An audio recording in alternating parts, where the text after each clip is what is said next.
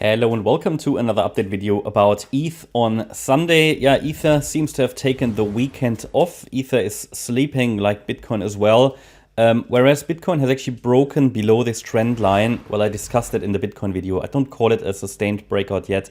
And also not really a very aggressive breakdown, which you would normally see after a triangle has broken. So the follow through isn't really there, even though trend lines break. I often say that when a trend line breaks on the weekend, it's often not really, well, it often, or let's say it is less often meaningful than if that happens during the week where there's higher volume. Because if a trend line breaks on the weekend, there are less people watching it, there's just less momentum. So sometimes it's not so meaningful, which then means it doesn't really matter. But Ether is still within this triangle pattern. If it's an Elliott Wave triangle or not, it's really hard to say. I don't like the look of it as a proper Elliott Wave triangle. If it was an Elliott Wave triangle, when there's a breakout, it should be a really rapid move. For example, a sell-off if the breakout is to the downside, or a rapid increase if the breakout is to the upside. So if we get a breakdown below this ascending trend line, then we're dealing here with a short-term bearish scenario within our anyway ongoing correction, in which I would like to see the price get into the box anyway. That would at least be the ideal structure here as an A wave, a B wave, and a C wave. And then afterwards, however, once we have this wave 2 complete, we're going to watch for the first potential impulse that could then send us higher in a third wave rally to let's say, $4,000 and beyond. Because this is basically a jump off point for a third wave rally. Why? Because wave 2s are typically the waves that shake out a lot of traders, investors, weekends, and that basically frees up the way for a third wave rally. We see this currently as a wave 2. And obviously once a wave 2 is finished and once we then see the first impulse break above resistance, it could be the third wave rally that a lot of people are waiting for. However, we need to see the first impulse break above resistance once this structure is complete. Why?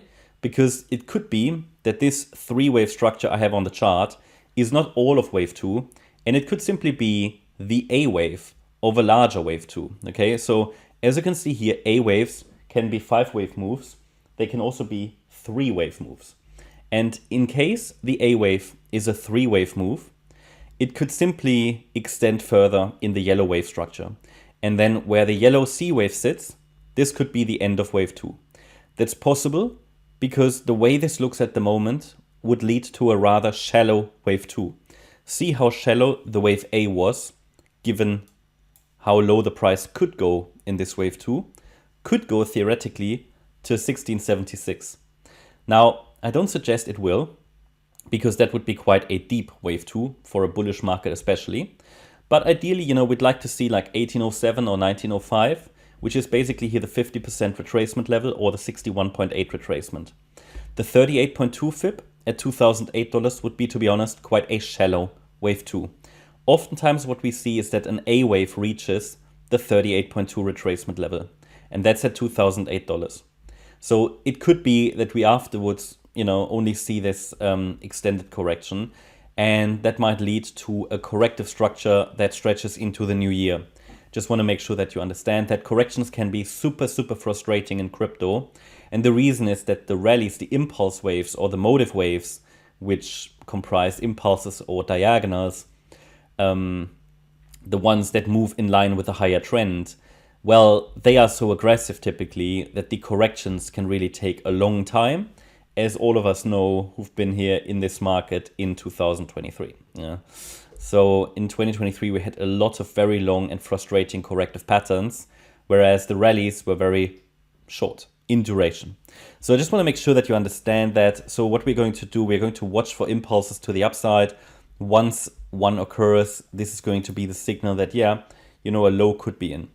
At the moment, we are still in fairly neutral mode. Ether keeps us in anticipation mode, still just moving sideways. Yep, we've taken the last swing low out, but overall not much happened. So I'd like to see a sustained break below the trend line to suggest we're coming down in wave C.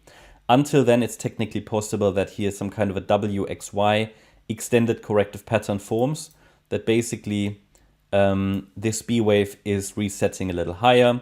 They are the two that would be short-term bullish, but either way, I'd like to see the C wave hit the support area after all, you know, regardless of whether we get an extension higher or we move down directly.